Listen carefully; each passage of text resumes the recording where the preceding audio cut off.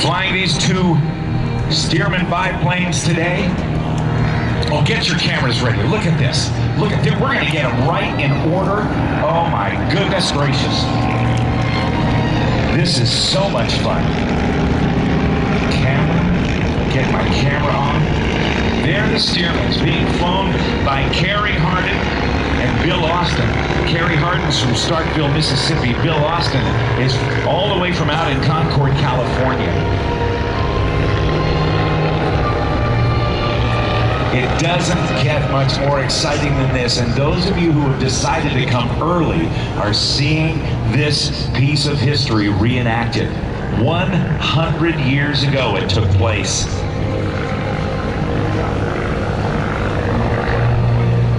The two Stearman biplanes, known as the Model 75, designed in the 1930s by Lloyd Stearman, Boeing bought his company, called it the Model 75, and then it became the N2S, the yellow aircraft closest to us in the lead, I should say in the trail pass here, being flown by Karey Hardin.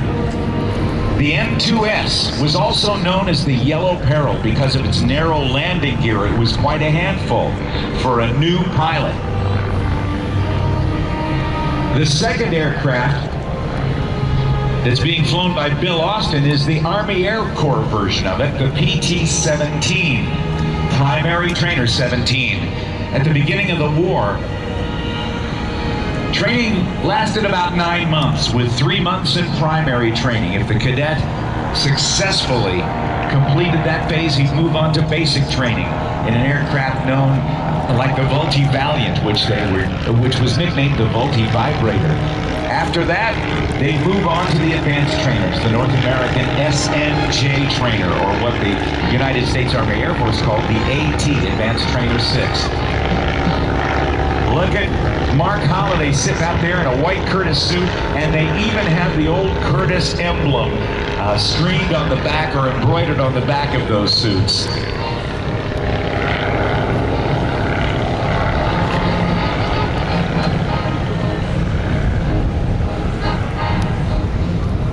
You won't see the daredevil barnstorming tricks and thrills on the Curtiss pusher. But that was the state of the art 100 years ago, when America was just emerging as a world power. In 1911, the Ford Model T was only 3 years old. Travel was still mainly by horse and buggy. Villages had perhaps 1 or 2 telephones, and most families didn't have indoor plumbing. They still went to the privy, to the outhouse to take care of things that way. And indoor plumbing, yeah, it just didn't exist back then.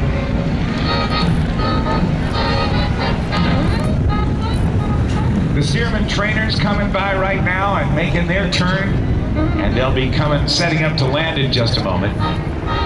We're powered by 220 horsepower Continental engines. And the Navy also used the Lycoming engine at about 225 horsepower.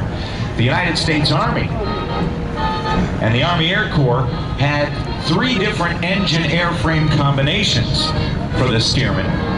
If it had a Continental engine, it was a PT-17. If it had a Jacobs engine, it was a PT-18, and if it had a Lycoming engine, it was a PT-13. About 10,000 were built, but numbers of production numbers of aircraft very widely in the history books that I've read, and part of the reason that those numbers are different is because there were thousands of spare parts that were available that never got put together to build an airplane, and so the number of aircraft that were ordered and delivered sometimes varies from what people thought were actually produced. But it was around 10,000 for the United States Army and the United States Navy, and also the Royal Canadian Air Force. They called it the KDET, the K-A-Y-D-E-T. Karey Hardin from Starkville, Mississippi is taxiing toward us right now. He also has a great blend of coffee that he sells called Stearman Coffee, and I've had some of it, and it is delightful. Google Stearman Coffee and Karey Hardin, and you'll be able to get some of that. There's the Curtiss pusher. This is such a remarkable way to start today's air show.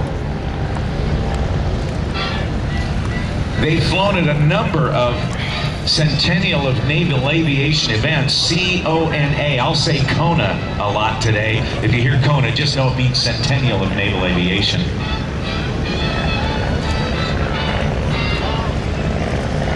I want to give a shout out to my photographer buddy Rich Kalasa, who's here. Rich, nice to see you. And I also think that we've got Craig Scaling's going to be here today. If he's not here already, Craig's going to be here. Bunch of good photographer buddies who actually hang out on airshowbuzz.com. And I want to tell you about that because if you're not familiar with Airshow Buzz, it is a tremendous website where you can join with tens of thousands of folks from all over the world who share a passion for flight. Airshowbuzz.com has films and forums and photos that you can post. You don't have to be a professional photographer with a 500-pound, $5,000 lens. Of course, it helps, but you can post pictures even if you've got a little point-and-shoot camera like I have and share your enjoyment of air shows all over the world. So check out airshowbuzz.com. Mark.